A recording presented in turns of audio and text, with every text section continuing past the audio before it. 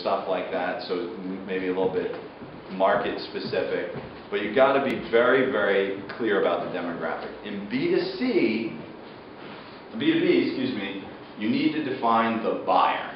All right? So there'll be some dude who buys your shit, or some chick who buys your stuff.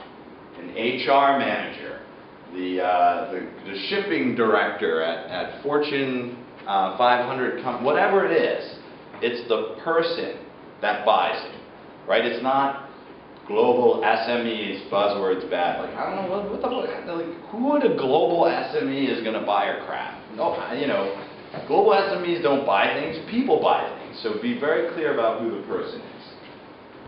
Now, this demographic or this you know, buyer at a large company, if you're B2B, has an obvious problem that you are solving. Okay? This is very important. I literally hear people say shit, and I'm like, that's not a problem. Like, why does the purchasing? He's like, we're going to help, you know, purchasing managers, you know, print labels faster. Like, how is that a problem? Like, what are you solving? Like, it has to be an obvious problem that when you hear, you're like, yes, you're helping these people achieve something really meaningful.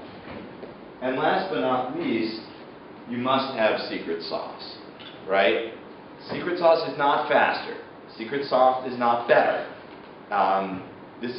Secret sauce is the best way to explain what secret sauce. But does everyone? I know first of all, am I speaking too fast? Good. So your English is probably pretty good. Do people know what secret sauce is? Yeah. Like the McDonald's, they put that crap on. It's like basically mayo in the sun. Yeah, I think it's just mayo and ketchup.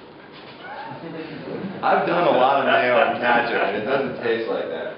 So, secret sauce in your company is a reflection that you are a domain expert in the field, right? So you are bringing some unique insight to the problem at hand because you're a domain expert, you've thought about it, you've come up with a new something or another. It's a reflection that you know what the hell you're talking about. And you really need to have it, otherwise you just look dumb.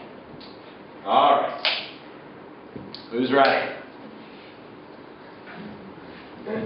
Find that inner you, little voice. Anyone? Come on. It's not so hard. I'm very proud of you. You're just awesome. Yes? You want to try it? Yeah, so I prefer something based on your model. So my company is Codesk. It's a web platform where companies who have a news desk can share them with numbered workers where and when they want all over the world. All right. You'll first. I love you, man, but follow the format. So, my company, Nomadesk, is developing what? Is developing a web platform. All right, a web platform. A website. A website. I don't see, who here knows what a web platform is? It's a fancy word for a website. Who here knows what a website is? All right, you're developing a website to help companies with a news desk. No, you can't help companies. Companies don't need help. Right? I'm going to help starships with lasers. Find chicken pox. You can't help a company. Companies don't need help. Who needs the help? To help companies with news desks. All right, so, or what? Unused desks. Unused Help desks. office managers with unused desks. To help office managers at companies with unused desks, right? Is that better? I don't know. It's your business. Yeah. Okay. Yeah. What are you helping these office managers at companies with unused desks do? To reduce their fixed costs. Okay, well, how? to monetize their unused desk with nomad workers. Okay, so to monetize their unused desks with nomad workers. Now, you know, I would not use the word nomad. I just picture some dude in Mad Max being like, ah, where's my fucking desk? Ow! I mean, it just doesn't feel right, you know, like nomad workers, like who's that? Who's a nomad worker? It could be a consultant, a sales rep, whatever, but it's generally the word that is used to define these people, even though it refers to various people. I'd find, right, so there are a lot of words that are used that sometimes are not appropriate, so I would find a word that conveys a little more comfort, personally, even if it is a term of art. How many people heard nomad worker before? All right, so what's your secret sauce?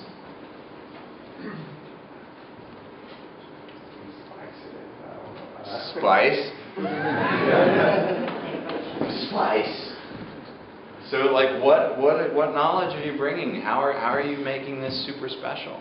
Like, what is it that you bring to what do you think makes you unique? Actually, we have competitors, and they try to make... Well, I would hope you have competitors. Actually, we have some competitors. If you didn't have competitors, there'd be a bigger problem. So you have competitors. Yes, we do. And you think you're better than they are because... Because we want to make human connections. We don't sell square meters. All right, there's something there, right? That's not bad. So you phrased it terribly, but so by human connection, so are you talking like a rating? Like serendipity. It went from good to bad, by the way. It was going somewhere good. Serendipitous nomads in my office. Someone like, hey, where's the coffee machine? What's up? I don't feel very comfortable. All right, so let's go back. Find each other, yes. Right, so you're saying these just aren't random people coming into the desk, but these are people that have been qualified through some sort of social connection. That's the secret sauce you're bringing to the table? Part of the community. Okay, so that's not bad. It took a little work, but anyone else? Did you write that down, by the way? Write it down. I will. But okay, I love the fact that you all have hands. Do me a favor. You go through this exercise, you don't fucking write it down. It's like, thank God there's a microphone with Jesus. All right, who's next? Okay. My company, Simplifits, is developing a website to help online clothes buyers find the right size of clothes by providing with the help of a social network dedicated to fitting advice and fitting recommendations. Well, I understood what you did. So,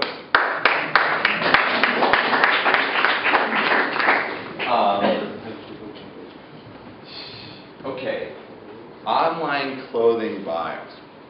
That seems like a pretty big market, but it's first of all, you know, so shoppers, you're really talking about, you know, on e-commerce sites for clothing. That's fine, online clothing buyers. The problem is find things that fit. And what was the secret sauce? The secret sauce is to do this by building a social network that is dedicated to this sole purpose. Here's the problem with that. Does anyone else see a problem with it?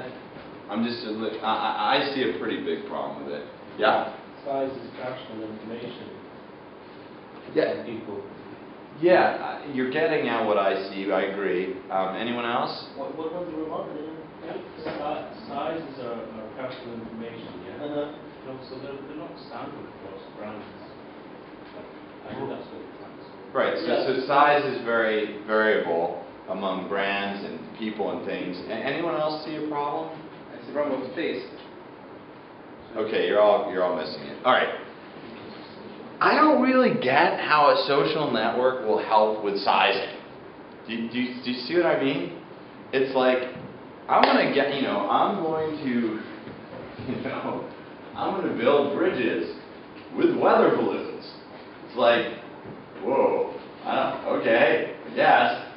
But why weather balloons? It's like, I'm going to help size people with social networks. Like, But social networks are pretty broad. They're not Yeah. just Facebook. You No, know, I the know. social forums are a little bit more specific. So he might get away with it on that because, but monetizing a forum is not easy. People think Facebook when they think of social networks, and they're not all like that. the causal, no, I agree, but you want things to make logical sense, and this is a good example where it's almost okay, but it's like, it also doesn't, like, there's not enough in there, that secret sauce isn't enough to make me believe that that's going to work, right? Because it's like building bridges with weather balloons. It's like, okay, I guess, but, how, why use weather balloons? Like, so maybe, what is it about the social network or the social networks that will help with sizing?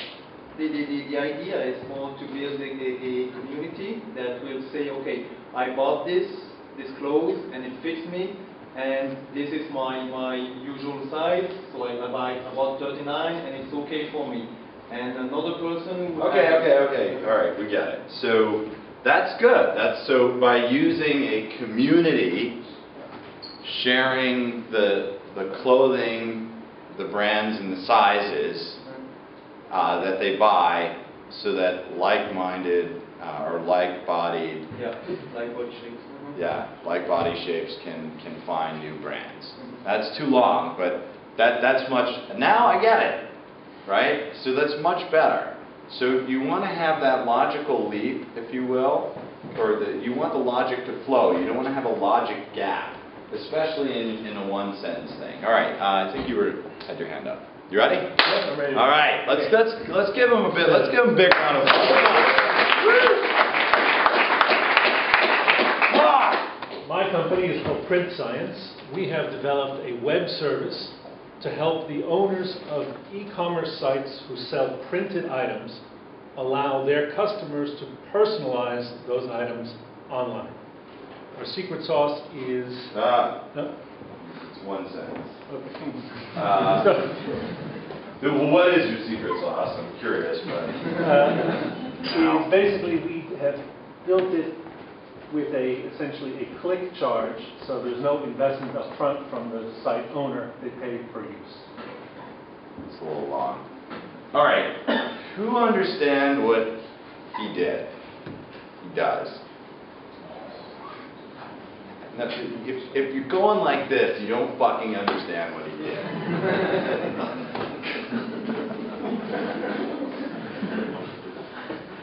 Really? Really? Did you really just do that? All right, let me be